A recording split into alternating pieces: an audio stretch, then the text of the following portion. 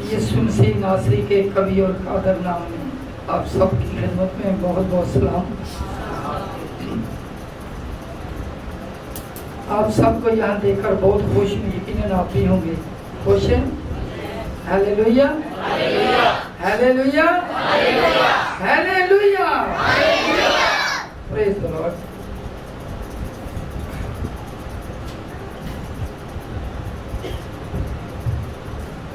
ہم گیت گا رہے تھے، زور چلدا نہیں شیطان دے کسے واردا، زور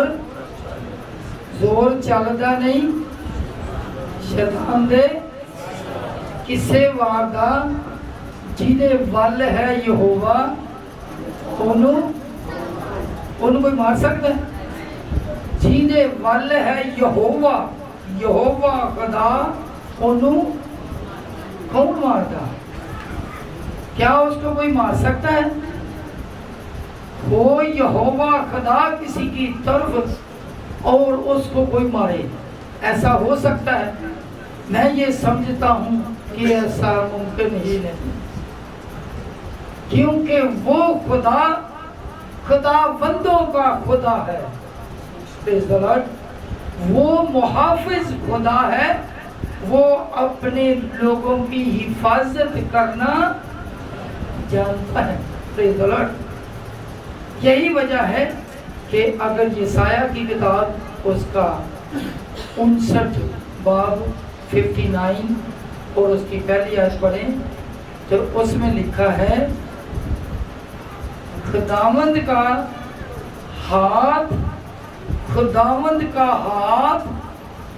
چھوٹا نہیں ہو گیا کہ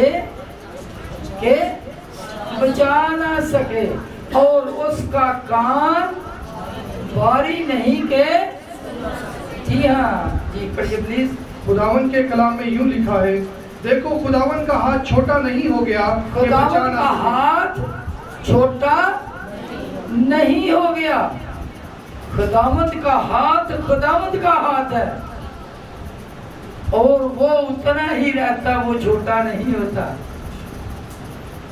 خداوند کا ہاتھ چھوٹا نہیں ہو گیا کہ بچا نہ سکے، اور اس کا کان بھاری نہیں کہ سن نہ سکے۔ جی ہاں، ایسا نہیں ہو گیا کہ وہ اپنے لوگوں کی دعا کو سننا بند کر دے گا، اس کا کان بھاری نہیں ہو گیا کہ وہ سن نہ سکے۔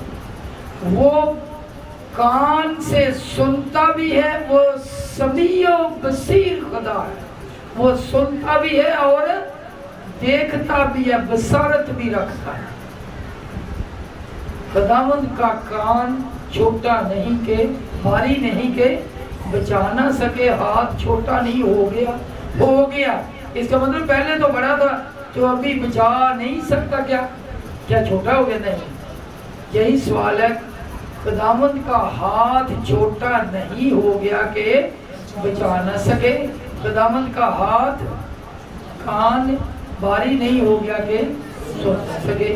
اس کا مطلب وہ بچاتا بھی ہے اور وہ سنتا بھی ہے۔ پہلے وہ سنتا ہے، پھر سن کر حکم دیتا ہے، اور پھر وہ کیا کرتا ہے؟ بچاتا ہے۔ کیونکہ اس روئے زمین پہ کوئی دوسرا نام ہی نہیں جو بچانے والا ہو، کوئی دوسرا بچا سکتا ہی نہیں۔ کیوں؟ یہ کلام مقدس میں میرے ساتھ نکالیے یسایہ 43 چیپٹر 10ویں اور 11ویں آیت۔ خداوند فرماتا ہے، تم میرے گواہ ہو اور میں خادم بھی جسے میں نے برگزیدہ کیا، تاکہ تم جانو اور مجھ پر ایمان لاؤ اور سمجھو کہ میں وہی ہوں۔ مجھ سے پہلے کیا ہوں میں؟ خداوند فرماتا ہے میں کون ہوں؟ میں کون ہوں؟ جی ہاں، بھول نہ جانا، میں کون ہوں؟ وہی ہوں، میں بدلتا نہیں، میں وہی ہوں۔ مجھ سے پہلے خدا کیا بولتا ہے؟ مجھ سے پہلے کوئی خدا نہ ہوا جی مجھ سے پہلے خدا بولتا ہے مجھ سے پہلے کوئی خدا نہ ہوا نہ اور میرے بعد بھی کوئی نہ ہوگا اور میرے بعد بھی کوئی نہ ہوگا۔ تو خدا کتنے خدا ہیں؟ ایک لوگ مانتے نہیں جس کو مانتا جتنے مانتے، ہم کتنے خدا کو مانتے ہیں؟ ایک خدا کو ماننے والے لوگ ہیں، خدا کا شکر ادا کریں۔ تو کیا لکھا ہے کہ پہلے بھی میں ہی خدا تھا، اب بھی میں ہی ہوں، اور آگے کیا لکھا ہے؟ جب وہی ہے تو بچانے والا کوئی اور آئے گا نہیں۔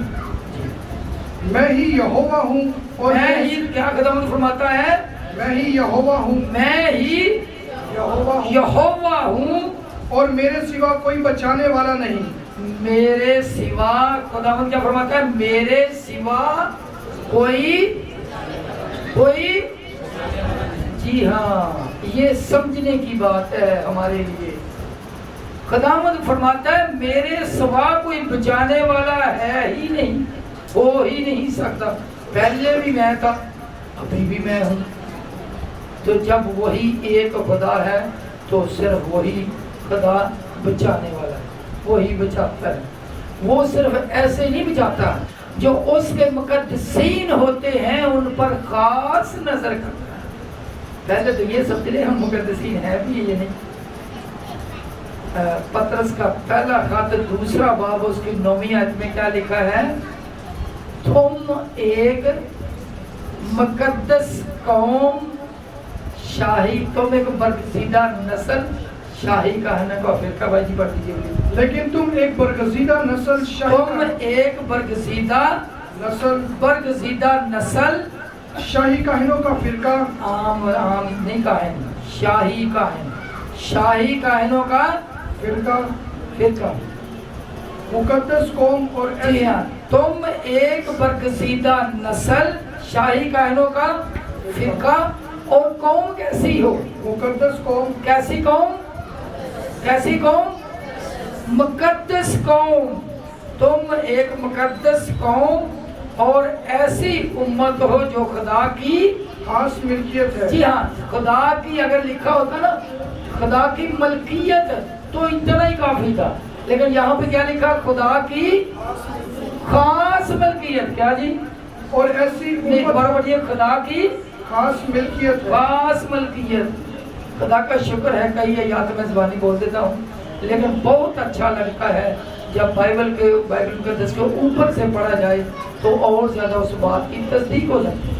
ٹھیک، تو کیا لکھا؟ کیسی قوم ہے؟ تم خدا کی خاص ملکیت ہو، ایک تو برگزیدہ نسل ہو، ٹھیک ہے، مقدس قوم ہو، عام قوم نہیں، کیسی قوم؟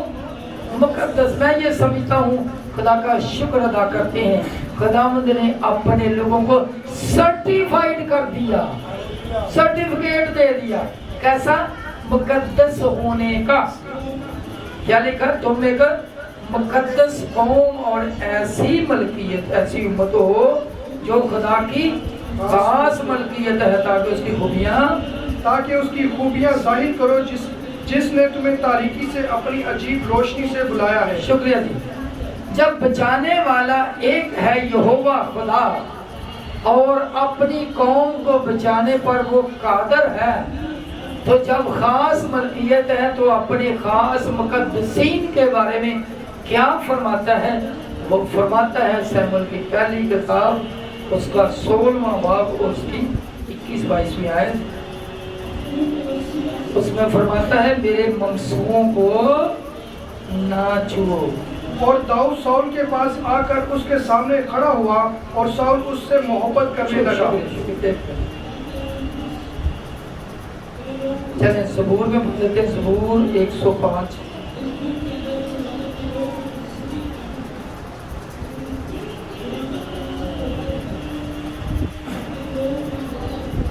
زبور 105 14ویں آیت، 14ویں 15ویں۔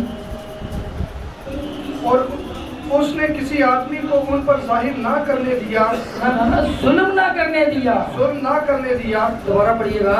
اس نے کسی آدمی کو ان پر ظلم نہ کرنے دیا، کن پر؟ ممسوحوں پر، جو خدا کی خاص ملکیت ہے، جو مقدس لوگ ہیں، ان کو اس نے کس نے؟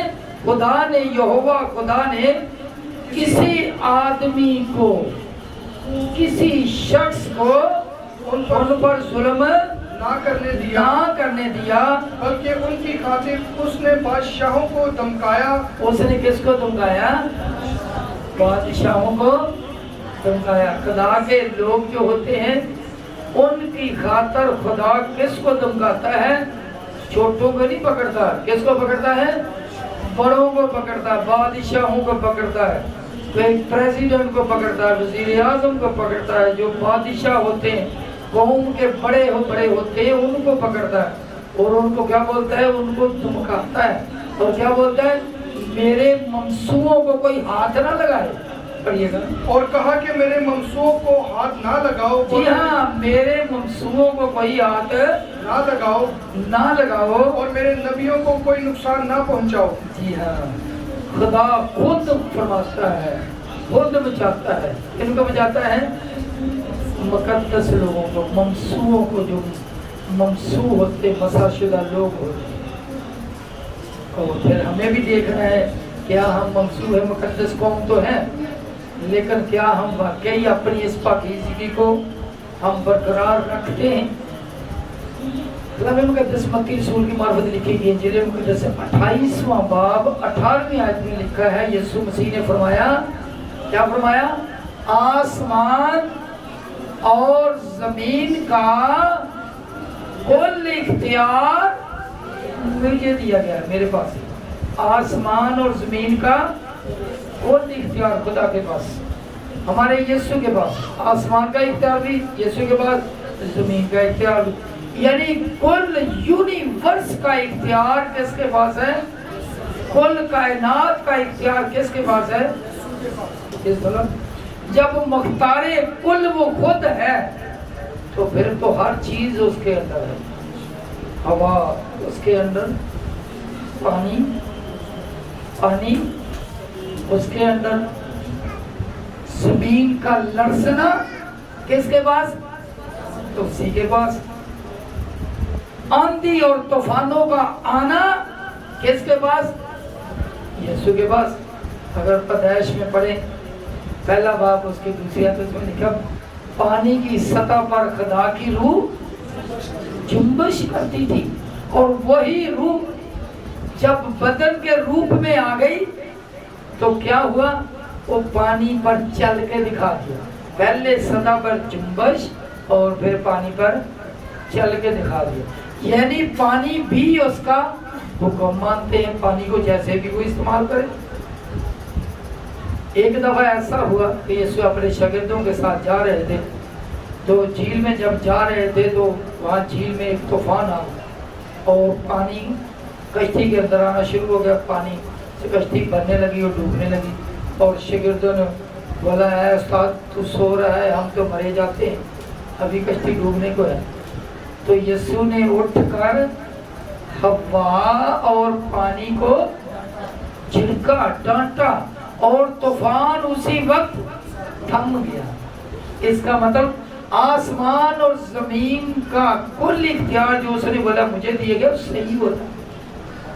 کیوں؟ اس لیے اس نے ثابت کر کے دکھایا کہ سارا کا سارا اختیار کس کے پاس ہے. وہ اپنے لوگوں کو بچانے کے لیے کبھی تو وہ شیروں کے منہ بند کر دیتا ہے کہ اس کے لوگوں کو کچھ نہ کہیں. آپ نے پڑھا ہوگا دانیل کی کتاب میں، جب دانیل کو شیروں کی غار میں ڈالا گیا تو اس کو کچھ نہ کر سکے. پھر جب کام بڑا ہوتا ہے، مصیبت پریشانی بڑھ جاتی ہے تو خدا خود اتر آتا ہے. اور بادشاہ بھی فرماتے ہیں، بولنے پہ مجبور ہو جاتے ہیں کہ ہم نے تو 3 پھینکے تو اس میں تو 4 نظر آ رہے ہیں، اور چوتھا کس طرح کا ہے؟ چوتھے کی صورت الہ زادہ کی ہے. تو وہ خود موجود ہو جاتا ہے تاکہ اپنے لوگوں کو مشکل سے اور مصیبت سے بچائے. تو وہی جو کبھی وہ پانی کو استعمال کرتا ہے، کبھی وہ زمین کو لرزا کر استعمال کر اپنے لوگوں کو بچاتا ہے اور کبھی وہ آسمان سے آگ نازل فرما کر بجلی نازل فرما کر اپنے لوگوں کو محفوظ کرتا ہے. آپ نے سنا ہوگا نوح کے وقت جب ان کی ناراستی اور ظلم دو چیزیں، نوح کے وقت ناراستی اور ظلم زمین پر بڑھ گیا تو خدا نے پورے روئے زمین کے چرند پرند کو سوائے ایک ایک ان کی نسل کو زندہ رکھنے کے لیے اس کے سوا باقی سب کو کیا کر دیا؟ پانی کے طوفان سے ختم کر دیا، ڈبو کر مار دیا، ختم کر دیا. تو خدا کبھی کبھی اپنا بدلہ لینے کے لیے پانی کو استعمال کرتا ہے. کن لوگوں کو؟ جو ناخواست ہوتے ہیں اور جو ظلم کرتے ہیں. میں چاہتا ہوں پڑھ لیجیے فتح کی کتاب 6 باب اس کی 11ویں اور 12ویں 11ویں سے لے کر.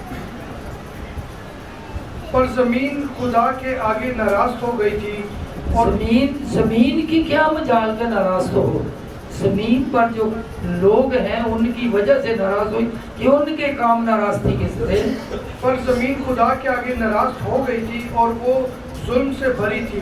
ظلم سے بری تھی، ظلم سے ایک ناراض ہوئی اور دوسرا کام کیا؟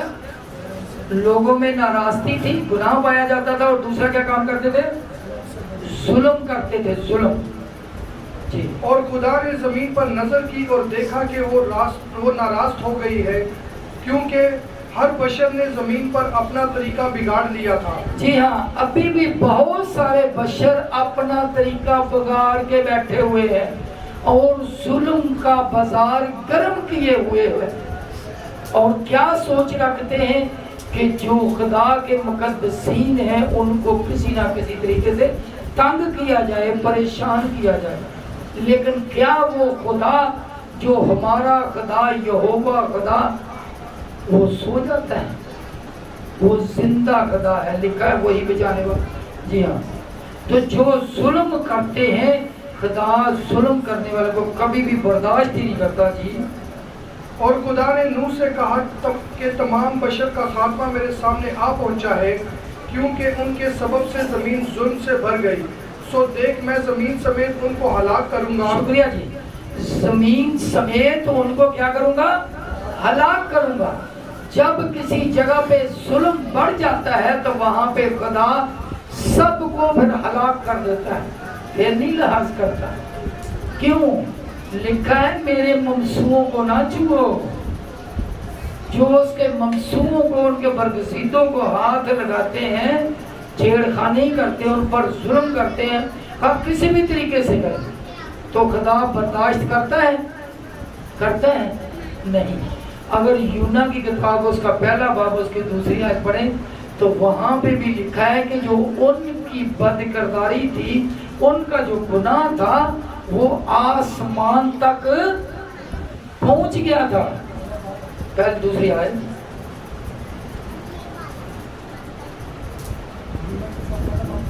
جی. کہ اٹھ اس بڑے شہر نینوا کو جا اور اس کے خلاف منادی کر. کیوں منادی کرنی؟ ان کی شرارت میرے حضور پہنچی ہے. ان کی شرارت میرے حضور پہنچی ہے. خدا کان بھی رکھتا ہے اور آنکھ بھی رکھتا ہے. سمیع و بصیر خدا ہے، وہ سنتا بھی ہے اور دیکھتا بھی ہے.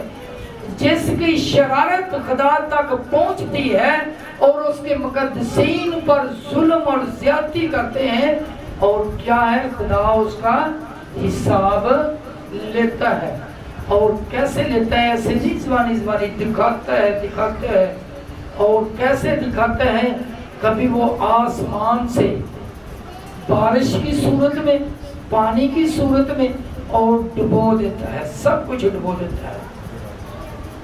اور کبھی وہ آندھی اور طوفان کی صورت میں. پچھلے دنوں میں آپ نے بھی دیکھا ہوگا کہ اس روئے زمین پر آندھی اور طوفان آیا، دنیا نے دیکھا. ایسا آندھی اور طوفان کہ لوگوں کے پاؤں اکھڑ گئے اور لوگ زمین پر کھڑے نہ رہ سکے. اور خدا نے آسمان سے بجلی نازل کی، ایسی آواز اور ایسی تیز بجلی کہ لوگوں کے دل دہل دے. خدا اپنا آپ دکھاتا ہے اور وہ انسان کو یاد کراتا ہے کہ جو پہلے یہوہ خدا میں تھا وہی اب ہوں. میرے نہ کوئی پہلے خدا تھا نہ میرے بعد کوئی خدا ہوگا اور میں ہی بعد خدا. اور وہی خدا وہی یہوہ خدا بچانے والا خدا. پریز دی لارڈ. وہ بچاتا ہے. وہ تو یہاں تک کرتا ہے کہ زمین کو کھول دیتا ہے اور خاندانوں سمیت انسان کو نیچے گاڑ دیتا ہے اور زمین کو بند کر دیتا ہے. شاید آپ کو یاد ہو وہ وقت جب ہمارے ملک میں بھی زلزلہ آیا تھا تو اس میں بھی زمین کھل گئی اور جب لوگ اندر چل کے بند ہو گئی. اور ایک جگہ اور واقعہ ہے جو خدا کے خلاف لوگ اٹھے ان کے ساتھ بھی ایسا ہی ہوا.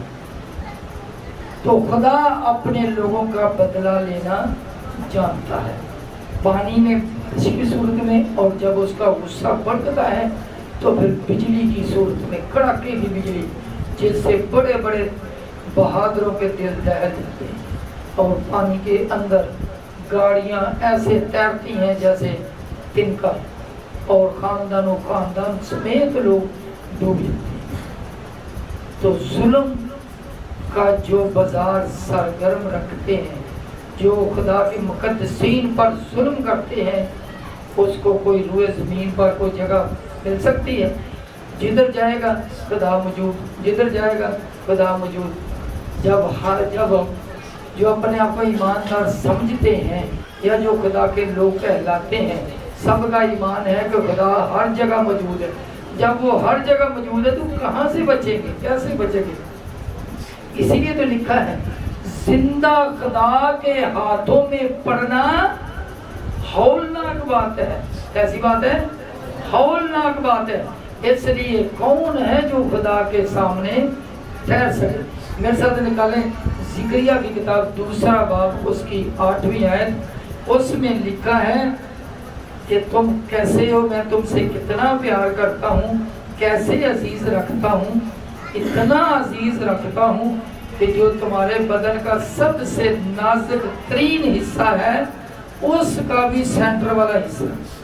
کیونکہ رب الافواج جس نے مجھے اپنے جلال کی خاطر تم قوموں کے پاس بھیجا ہے جنہوں نے تم کو غارت کیا, یوں فرماتا ہے کہ جو کوئی تم کو چھوتا ہے میری آنکھ, جو کوئی تم کو چھوتا ہے, جو کوئی کن کو, تم کو, جو کوئی تم کو چھوتا میرے ہے, پیچھے پیچھے جو کوئی تم کو چھوتا ہے میری آنکھ کی پتلی کو چھوتا ہے. پڑھیے جو کوئی تم کو چھوتا ہے میری آنکھ کی پتلی کو چھوتا ہے. جی ہاں, جو کوئی تم کو چھوتا ہے کس کو چھوتا ہے؟ میری آنکھ کی پتلی کو چھوتا ہے, یہ خدا فرماتا ہے. تو آنکھ کی پتلی کتنی نازک ہے, بال کا چھوٹے سے چھوٹا ذرہ پیس جو نظر بھی نہ آتا ہو وہ بھی آنکھ میں چلا جائے تو انسان تڑپنا شروع ہو جاتا ہے. ایسا ہے کہ نہیں؟ تو پھر آنکھ ہی نہیں, آنکھ تو بڑی چیز ہے, اس کے بھی اندر والا حصہ کون سا؟ پتلی, آنکھ کی پتلی. جو کوئی تم کو چھوتا ہے کس کو چھوتا ہے؟ میری آنکھ کی پتلی کو چھوتا ہے. تو خدا اپنے مقدسین کو کیسا جانتا ہے, کتنا پیار کرتا ہے, کتنی محبت کرتا ہے. آئیے اپنی آنکھوں کو بند کریں اور سنے ہوئے کلام پر غور کریں کہ کیا میں مقدس ہوں؟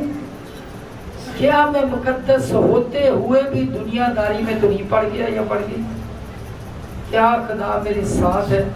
جب مجھ پہ کوئی ظلم زیادتی کرے تو کیا وہ مجھے اپنی آنکھ کی پتلی کے برابر سمجھے گا اور میرے دشمنوں سے بدلہ لے گا؟